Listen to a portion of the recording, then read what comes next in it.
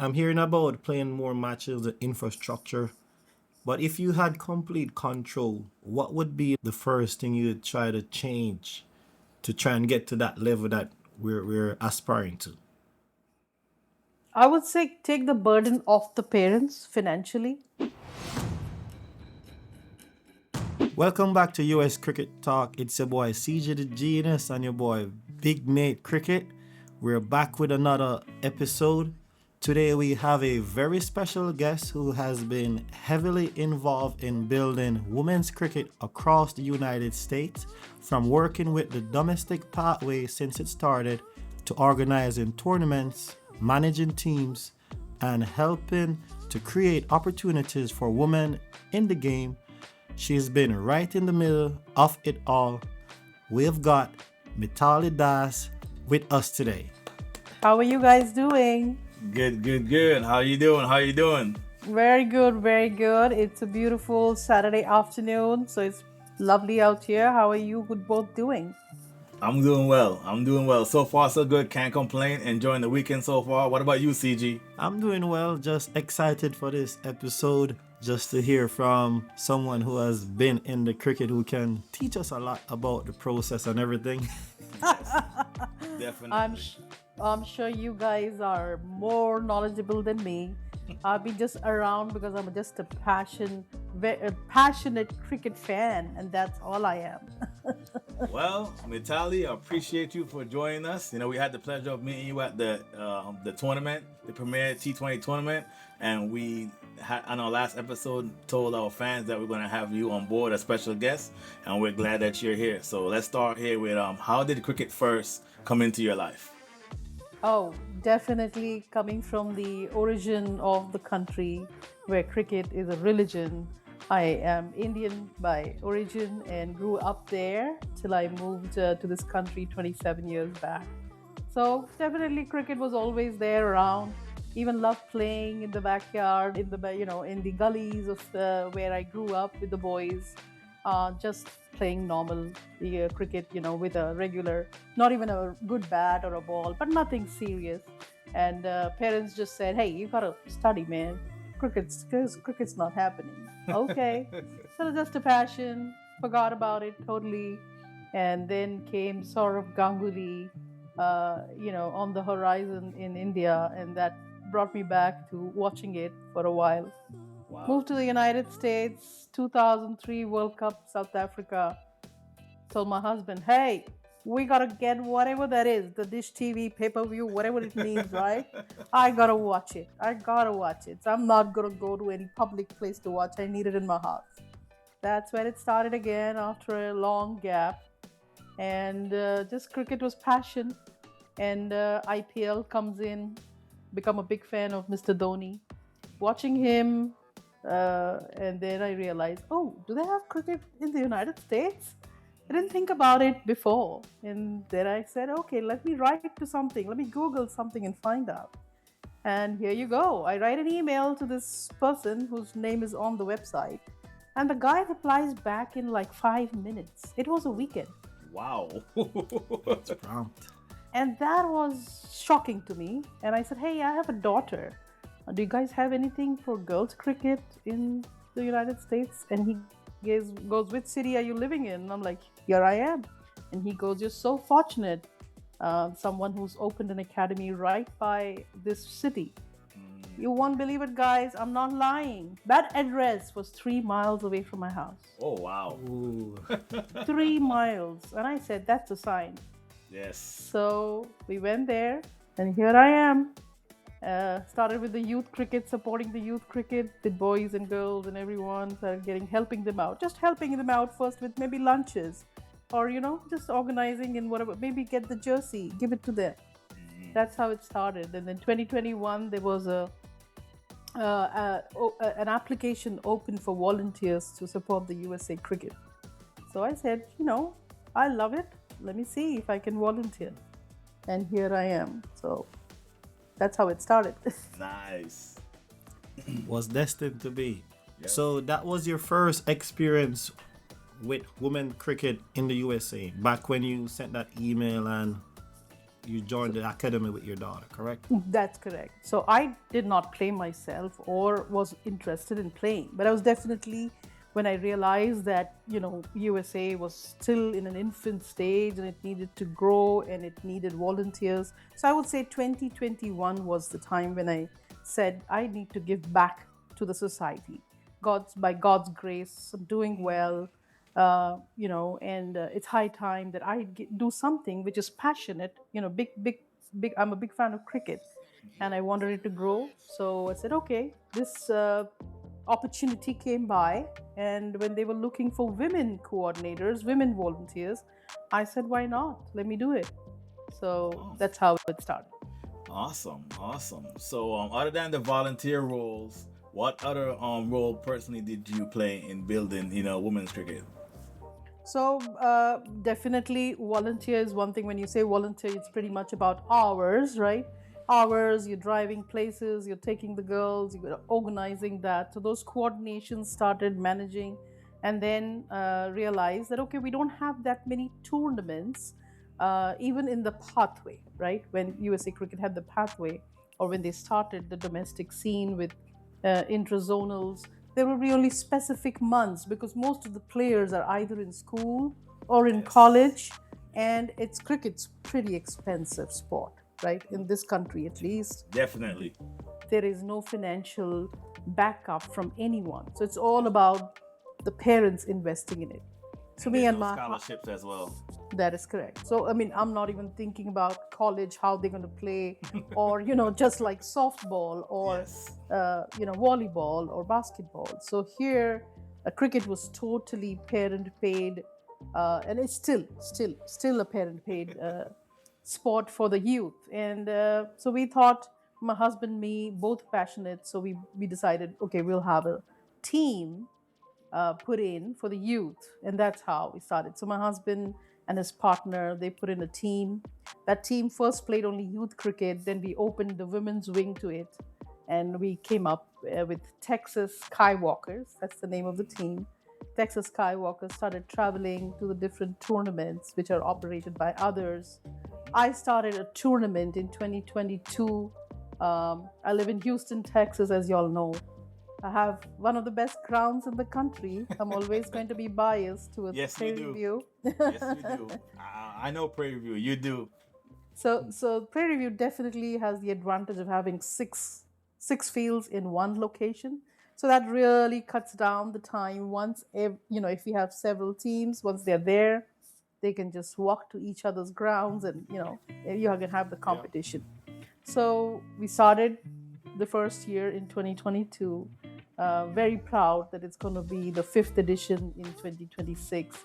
The number of girls, the women, even women came to play, right? So I'm talking about even married women who played hardball cricket, leatherball cricket, joined us, and we would have 6 teams.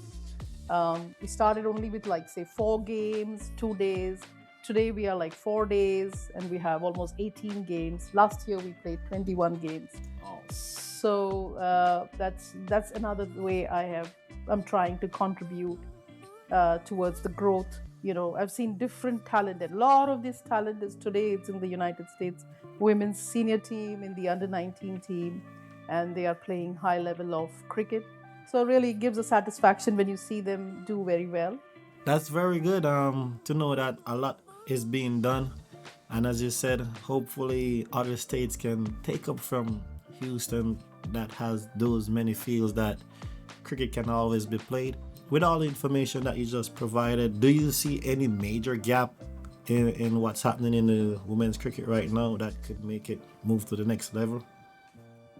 Definitely, there is a lot of, always a lot of space for improvement, right? You can never be perfect. And I'm not going to say that I'm the only tournament operator who's running the women's cricket. There are other cities, like, say, St. Louis Open is run by our dear friend GK, right? James Bond. James Bond. Yeah. Then we have Ranjit, who runs the NWCL, National Women's Cricket League. So he runs a tournament. We've got Blazers, who are in Bay Area. They have a tournament. I mean, if I start naming them, they'll be almost like this. There is Siva, who runs the San Diego. So we've got a lot of tournament operators who are now coming forward. Sometimes it's the younger girls who do not get a lot of opportunity when the senior girls are there. So they're trying to bring up the age group cricket, but it's not there. And I think that's the biggest gap, because you got to start from the grassroots, right? So the younger girls are still playing with the boys in the youth tournaments. And if I give you an example of, say, Houston Women's Houston Open, we do a draft. We've got 6 teams. They're like 6 franchises. So there are 6 owners. We have a proper draft round where the players are picked, right? So when the players are picked, if they are less than 13, I do not allow them to register, because there has to be a safety about leather ball cricket, Yes. right? So because we are playing age 13 to the upper limit is not absolutely, it's open, right? It's Houston Open. Yes. So you can be a 40-year-old woman and you can play in the same tournament as a 13-year-old. And that's sometimes not fair, Yeah, isn't it? it's a big gap.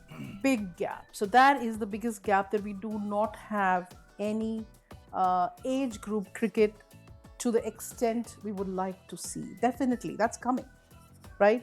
Even in the USA's pathway, we want to do that. So now you have a U15 nationals, and then you have a U19 nationals, and then you have the senior women.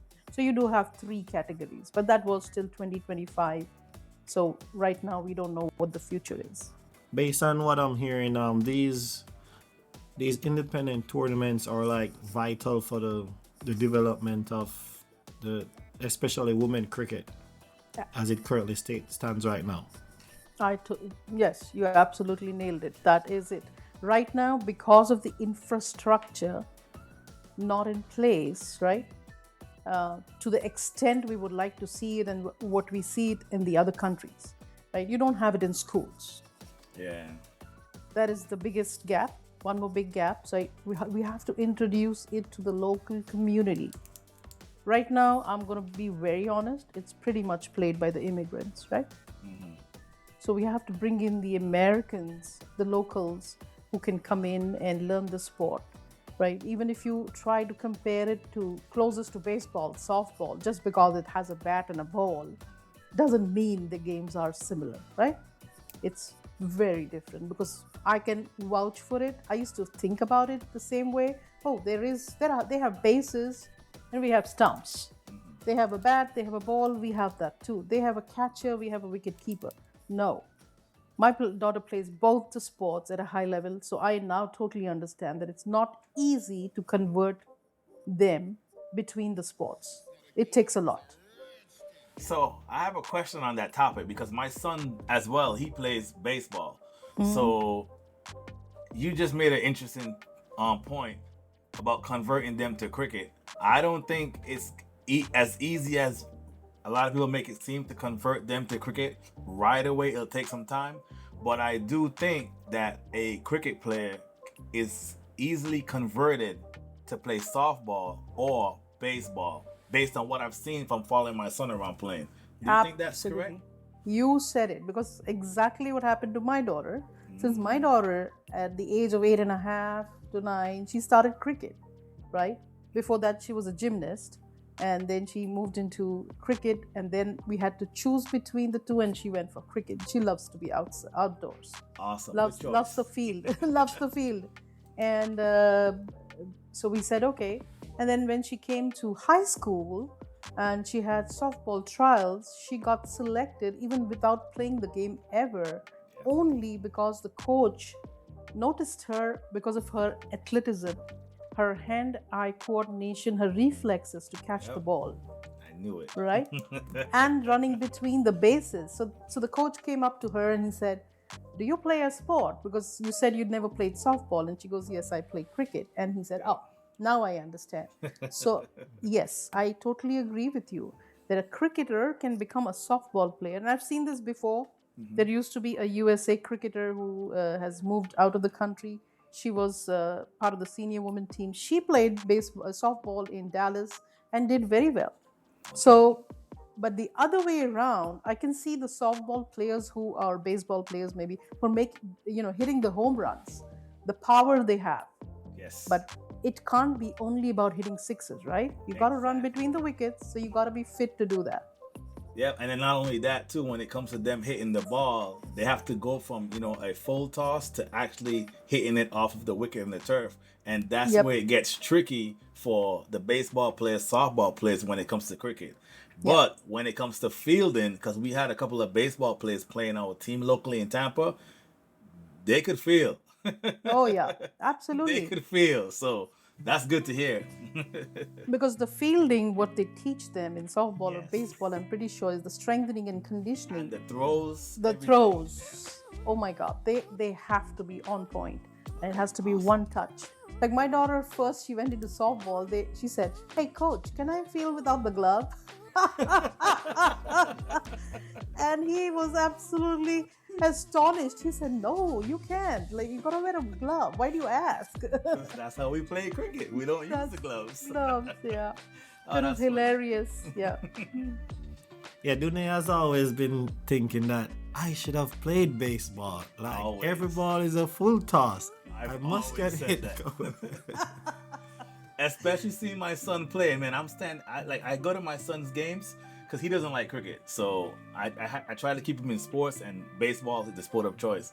And I go to all his games, whether it be travel ball or locally, and I'm like, really? You just gotta try to hit the ball, and they don't get mad if you get out, and then you have another try, and You another have- try, and There another you- try.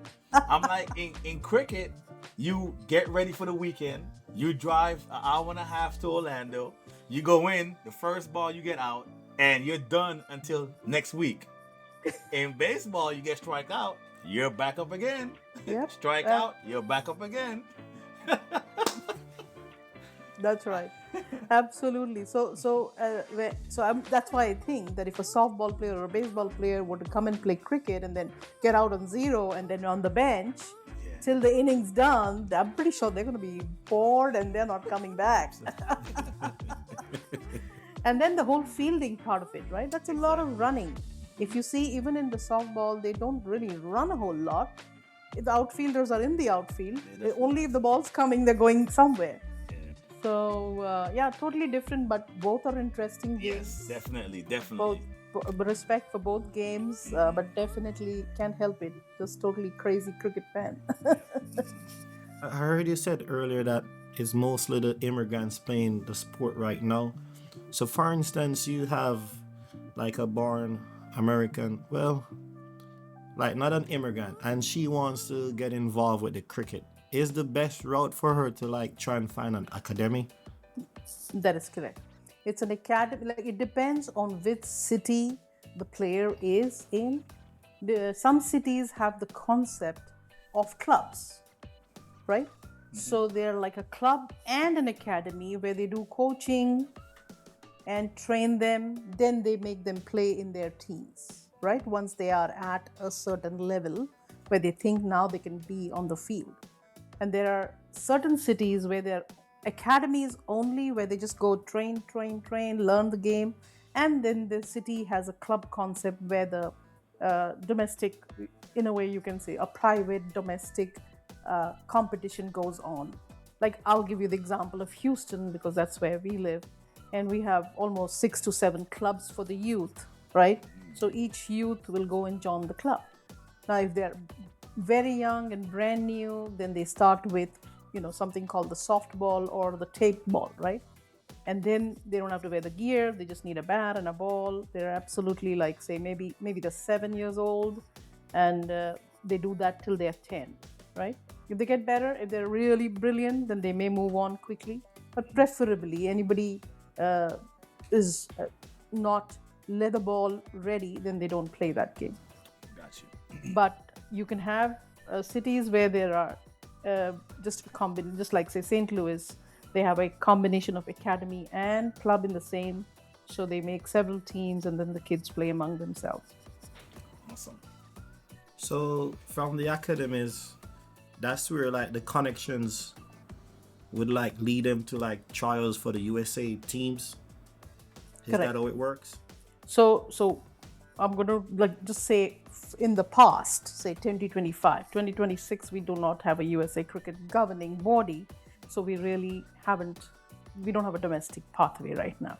But I'll talk for the past. If in the past, if you're talking about boys, then boys or young girls who are less than say U15, right? They all register through their clubs or through their academies, and then they play so many games. So they get their statistics and everything, and yes, from there they are, top 21 are taken, trials are done, take them to the next level. Then they've already formed things called hubs, or like they're like groups. So say Houston, Dallas, Austin, San Antonio, right? These guys compete against each other, and then the best 14 or 15 get picked as say the state of Texas, right? Or the region. They call them the region, so South Central, right? Same thing happens to the girls. In the girls pathway, obviously there are not as many number of boys, so the girls have a choice now. If they're 13 plus, they don't need to play with the boys. They can come to the girls pathway, which I was part as a regional coordinator of that. Okay. And in that case, the girls just, when they're 13 plus and if they're already playing, we will do their trials. They have to register. USA Cricket would give us a deadline, a registration database, and then divide it. Say, okay, Mithali, this is your region. You've got, like last time, I had say 58 players, right? From Dallas, from Austin, from Houston, from San Antonio, even from Louisiana, I had 2. I was pretty surprised from Baton Rouge. There were two girl players who had registered. They were pretty young, but they didn't have a whole lot of experience, right? So coming to the trials, they'll just come and experience and then go back and sharpen their skills. But yeah, we've got good talent, whether it's Bay Area or whether it's St. Louis, North Carolina. We've got hubs everywhere, right? So New York, New Jersey, Florida, Atlanta, the whole West Coast. I don't even want to go there. That's a long list there. So yeah, so altogether, I think we had 500 registrations from the nationals, from the whole country. Wow, that's a lot. Yeah, that's a lot.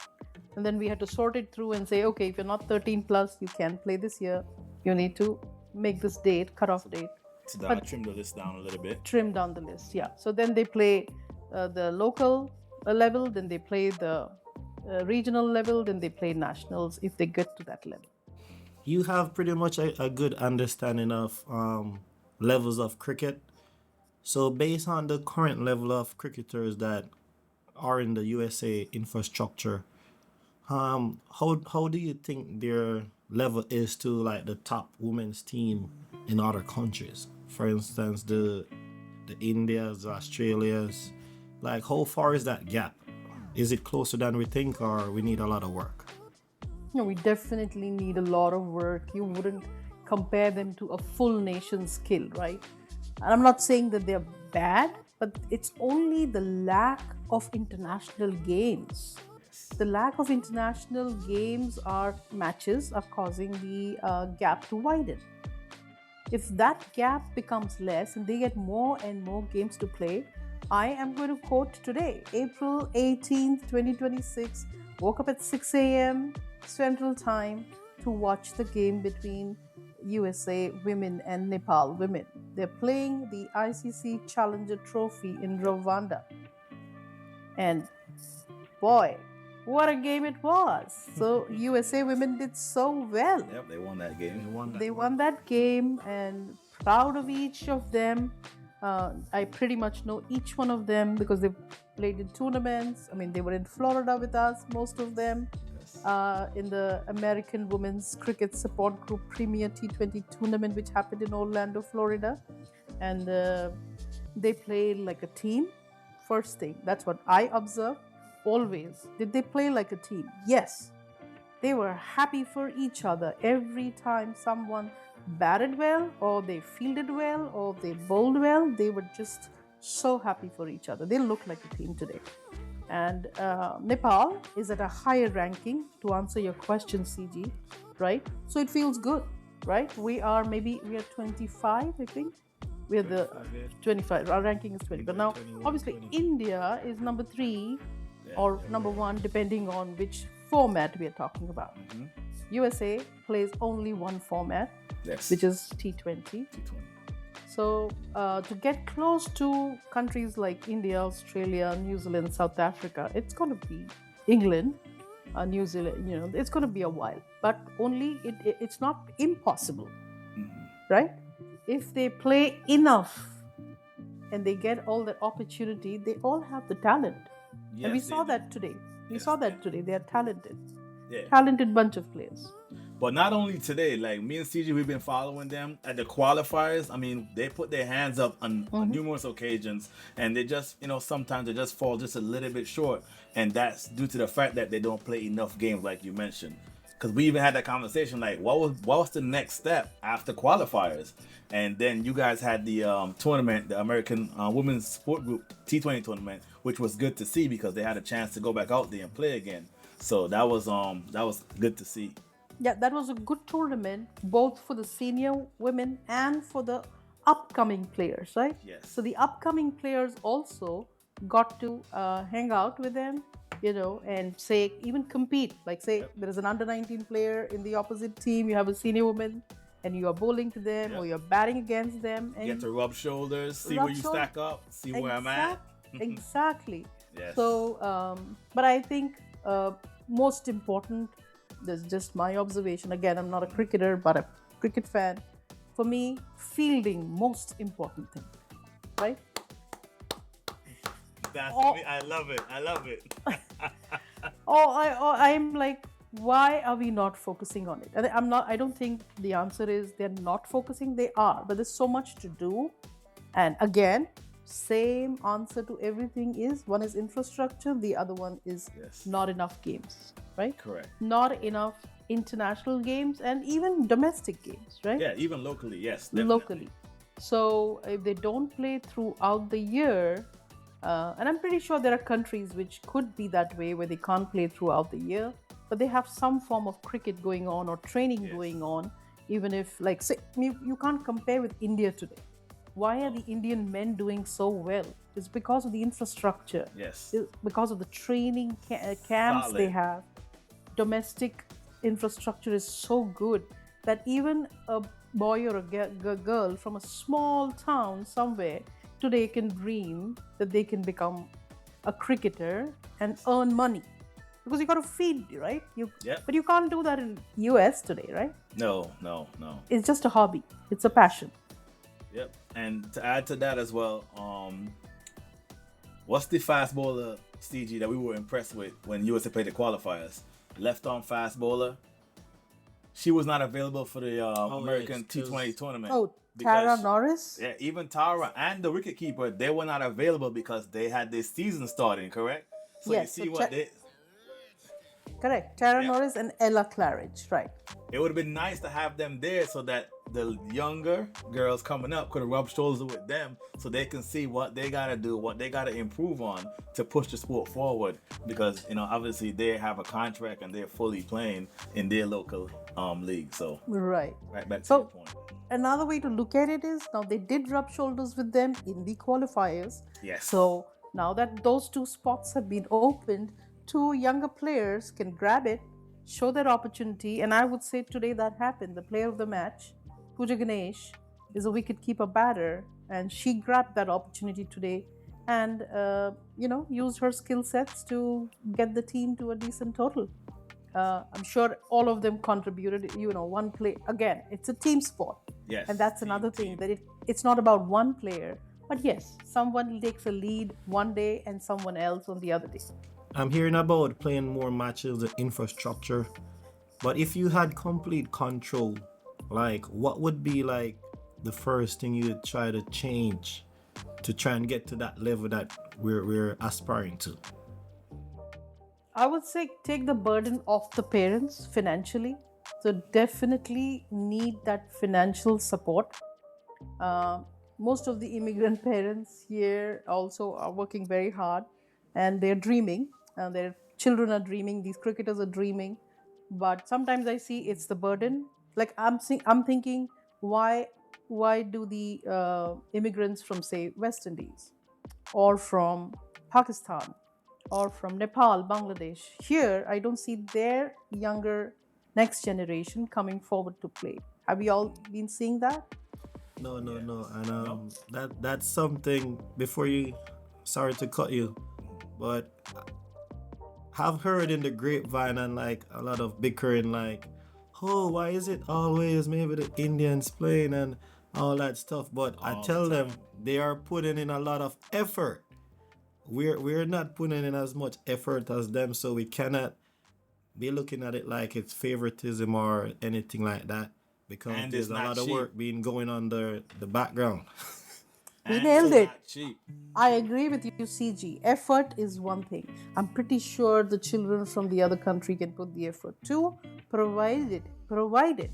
Let's say what happens in, say, South Africa or the other great nations which are now doing so well is the good talent are scouted, and then their parents are told, y'all don't have to worry, we'll take care of them, groom them, right? So we don't have that kind of infrastructure here. I'm not saying anything that only the Indians are coming forward, but they can definitely maybe financially afford it better than someone else. So I've seen some talents here in Houston who are not coming from financially stable backgrounds. So even from to reach, place A to place B, they are not able to make it, right? Like, I'm dependent on someone. I don't have a car. I can't go to Prairie View. I can't meet you for trials. Yeah, Can it's you too give me a far. ride? It's too far. Yes. So that's why I said if things have to get better, once we even arrange for the number of matches to go up, or we need some financial support here. Everyone may think USA is a first world country with a lot of money. Why is cricket not the main sport? But Yeah, because there is no investment in Yep. cricket. And there is no proper infrastructure. That's something that I've been hearing. I've been here since 2003, and it's the same story over and over again. And I'm trying to figure out when it's going to happen. I think now is the time. Hopefully, they can get something solid in place. Yep. Because the talent's there. The talent is there, but you're not only just competing with talent; you're competing with other sports as well. Absolutely. So definitely, if ICC looks at us, looks at the talent, and sees that with all this major league cricket happening, minor league cricket happening, if we could have the minor league cricket for the women, right? If and I want one day, we may have a major league cricket for women. That would be That interesting. that would be something equivalent of the WPL, right? Or the women's BBL, or the 100 women's 100, and that's the kind of women's CPL goes on. And Yeah. women's CPL could expand and give a chance for a USA team to come in. That would help, right? Yep. I And see then it Brazil. gives the kids something to look forward to. Like you said, they're like, Look, oh, what? I have a possible chance of playing locally, then minor league, then major league. And if I perform well, maybe a CPL, WBL. there you go. Then they start dreaming bigger. Bigger. I just read the news that San Francisco Unicorns is going to be part of the in the Caribbean, right? For Super 60, is that what it's called? Like I did Super 60, but I didn't see that article. yeah. So it seems San Francisco Unicorns is going to be one of the teams there. Wow. So you see, they played MLC, and now they have an opportunity to go to another country, and maybe tomorrow in Canada's GT20 or whatever that is called, right? Gotcha. One more thing. So if those platforms are provided, same thing to the women and the girls, I'm sure a lot of other talent's going to come forward. I know we need sponsorship. Sponsors, the benefit they get is when we have like a lot of viewers watching the cricket. Is that how it works? Yeah, you can equate that. So I guess the goal for us is try and have more persons watching the cricket so they see like a benefit to invest. That is correct. Oh, okay. So now So- you have YouTube, right? If it is Yes. YouTube, it's free. But if the games come on something like a Willow TV, you have to have a subscription to it. So the American population doesn't know about it. Yeah, they Right? want to spend money on something they don't know about. You got to Correct. teach them first. Yep.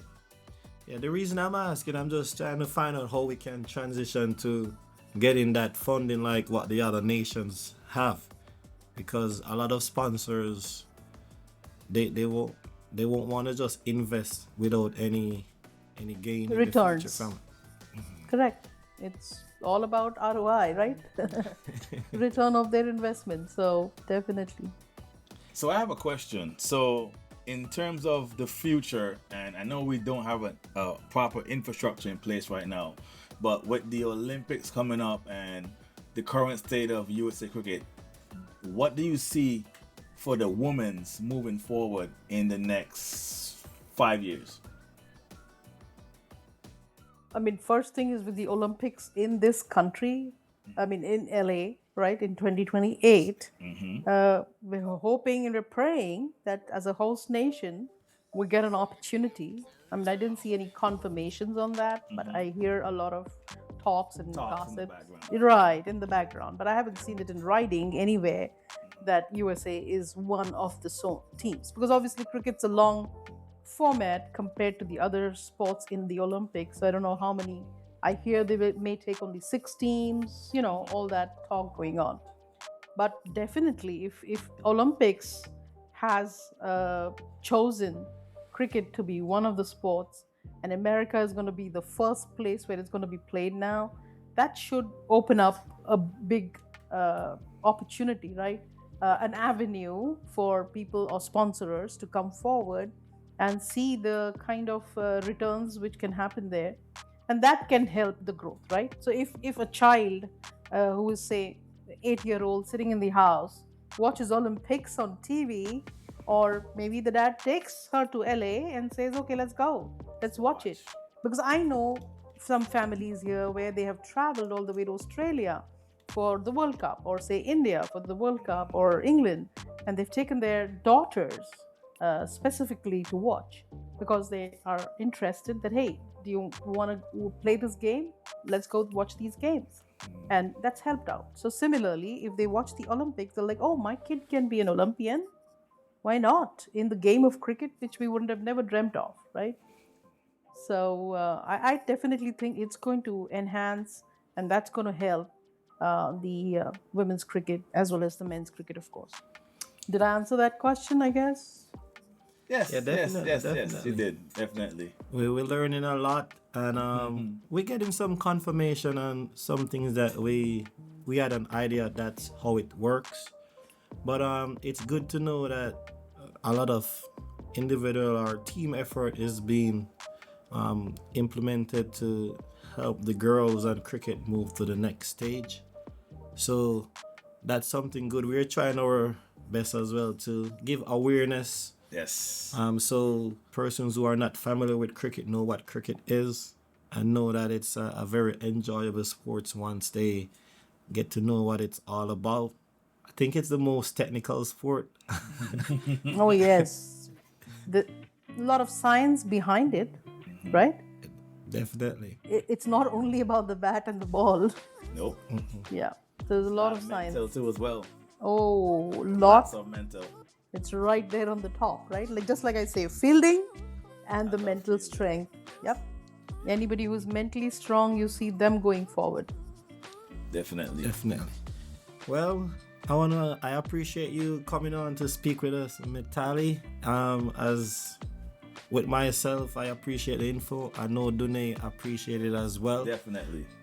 And for anyone watching, if you enjoyed this episode, remember to like, comment, and share. Remember, Mithali has the Houston Women Open going on. We spoke about that in the previous episode. We'll have links. If you're in the Texas region, you can head over to Grand Prairie. Cricket is always happening there. I need to go there because I want to play on some turf wickets. Yes, we should go. There's just in South Florida, we only play on like the artificial AstroTurf with concrete AstroTurf. So with the mat. And that's what happens here too. So don't think that y'all are doing that. So you said Grand Prairie, which obviously is in Prairie Dallas, View. and Prairie View. And I know a lot of people, kind of sometimes mix it up because I don't know how the names got so close. The Grand Prairie, definitely, and we were very fortunate under the under the USA domestic pathway. We had the opportunity. The girls had the opportunity to play an under 19 tournament and the under 15 in the Grand Prairie, which was an awesome experience for the girls. They had dressing rooms. Can you believe? They had dressing rooms. They had beautiful bathrooms, and they were like, "Oh my God, we're spoiled." And it was really nice, beautiful ground, of course. And we had Dave from Australia, who was the curator. It was just fantastic. And then we have Prairie View, of course. Again, a lot of hard work goes on. We got a lot of Amazing Caribbean guys here who take care of the pitch. And with all their experience, we get different types of pitches all the time. So you just can't say, okay, ground 6, I know what to do, ground, just because you live in Houston. So it's amazing, and it's a great experience. But when the youth do not get to go play there all the time, because it's pretty expensive to rent those Prairie View grounds, right? Yes. So they're also playing on the AstroTurf, and they start there, and then we kind of tell them, okay, now this is a premier tournament coming up where you get to play on turf wickets. Buy your spikes now. So you're gonna go play on a beautiful ground there. So yeah, just like you said, CG, Women's Houston Open 2026 fifth edition's coming up May 8th to 10th in Prairie View, Texas, right by Houston, Texas. And looking forward to all these awesome players coming from all over the nation. All over the nation, we have 78 players traveling to play 3 days of awesome cricket. Definitely. Awesome. Well, there you have it from us here at US Cricket Talk. Enjoy your day. Remember to like, share, comment, and subscribe, and see you on the next one. Thank you so much for having me. Bye-bye. Thank you.